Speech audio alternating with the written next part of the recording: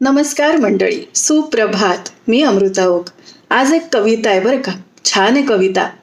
ज्या बायका घर आणि ऑफिस दोन्ही सांभाळतात आणि ट्रेनचा दगदगीचा प्रवास करतात त्यांच्याविषयीची ही कविता. ही कविता तुम्ही संपूर्ण ऐका, कारण त्याच्या शेवट मी एक गोष्ट सांगणार आहे. कालच मी ग्लोबल वॉर्मिंग या विषयावर एका ताईचं खूप छान काय म्हणूया आपण तिने माहिती दिली आहे, तिची मुलाखत मी ऐकली, तर ते शेअर करणार आहे सगळ्यांसोबत. आता ही जी कविता आहे ती आधी वाचून दाखवते. ही कविता माझी नाही, कोणी लिहिली आहे हेही मला माहिती नाहीये. आपल्यापैकी कुणाला जर माहीत असेल तर नक्की मला नाव सांगा, मी माझ्या पुढच्या व्हिडिओमध्ये त्याचा उल्लेख करीन. आता आपण कविता ऐकूया. 7:35 मिळावी म्हणून 5:35 उठणाऱ्या बायका.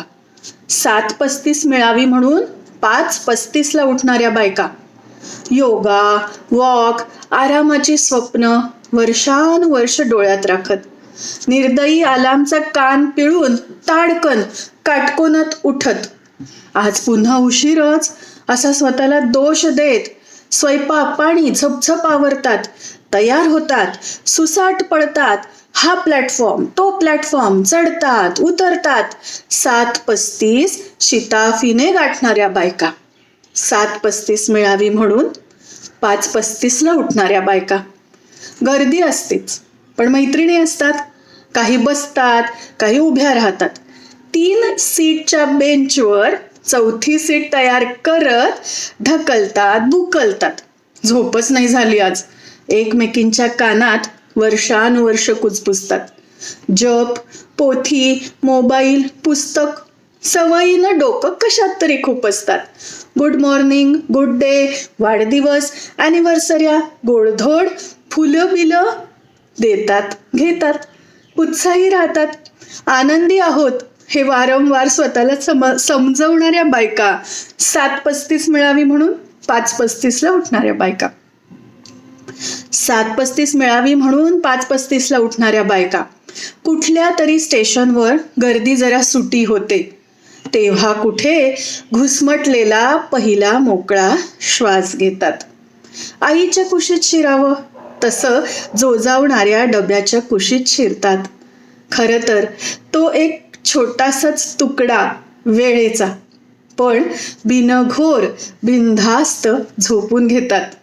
एकमेकींच्या खांद्यावर घुसळत डोकं, एकमेकींच्या अंगावर टाकून भार, आपापलं स्टेशन येईपर्यंत राहिलेली स्वप्नही पाहून घेतात. छोटीशीच नॅप, इतकुशीच, पण हक्काची झोप प्रसन्न करते.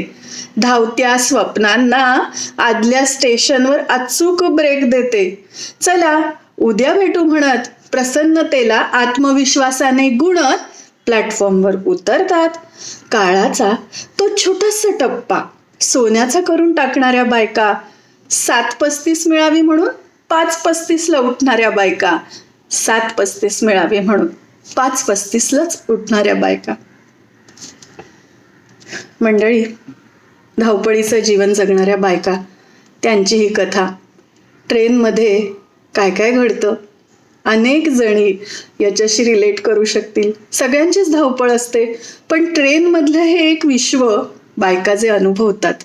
अनेक वेळेला म्हणजे भाज्या निवडतात, कित्येक जणी काही आपलं लोकरीचं वगैरे काम करतात. अशा अनेक गोष्टी बायका टाईम मॅनेजमेंट करत करत पूर्ण करत असतात.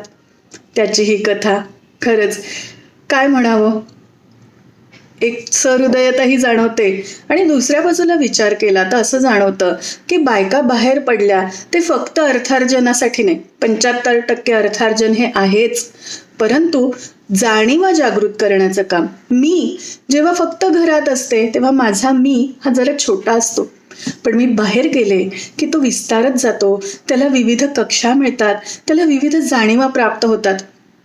आणि म्हणून प्रत्येक जण आपलं ज्ञान वृद्धिंगत करायला सुद्धा ही धावपळ करत असतो.